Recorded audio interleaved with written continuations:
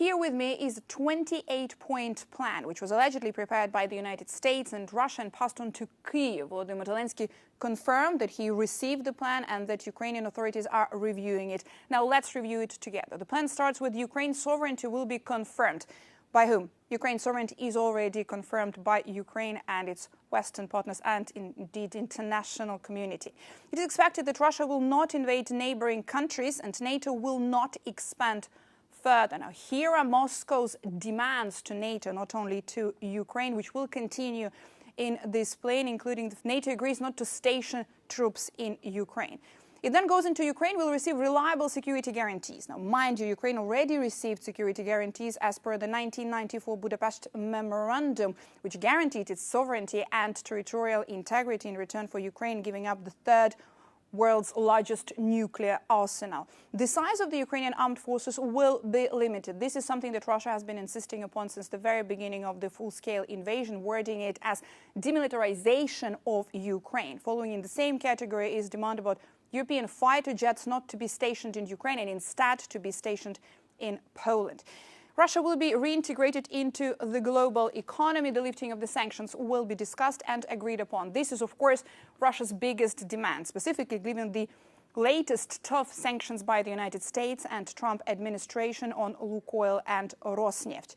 There is an interesting part regarding the frozen asset. So, according to this leaked plan, $100 billion in frozen assets, frozen Russian assets, will be invested in US-led efforts. And the US will receive 50% of the profit from this venture. Now, this is something that the European Union clearly will have a lot to say about.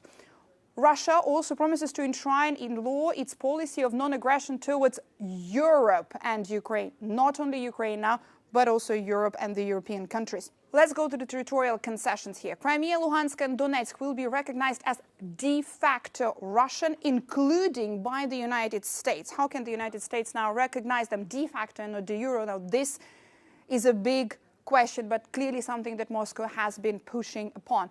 Kherson and Zaporizhia regions will be frozen along the line of contact. Russia does not control any region of Ukraine in its entirety. Now, the biggest presence and the biggest occupation in terms of the percentage of the territory that Russia has currently in Ukraine is Luhansk region. When it comes to Luhansk and Donetsk regions, known together as Donbas, this is not the area that Russia has been trying to occupy since the beginning of the full-scale invasion in 2022.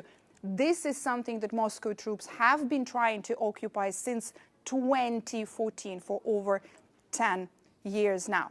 One of the most important points in this alleged plan that was leaked on Thursday, all parties involved in this conflict will receive full amnesty for their actions during the war and agree not to make any claims or consider any complaints in the future.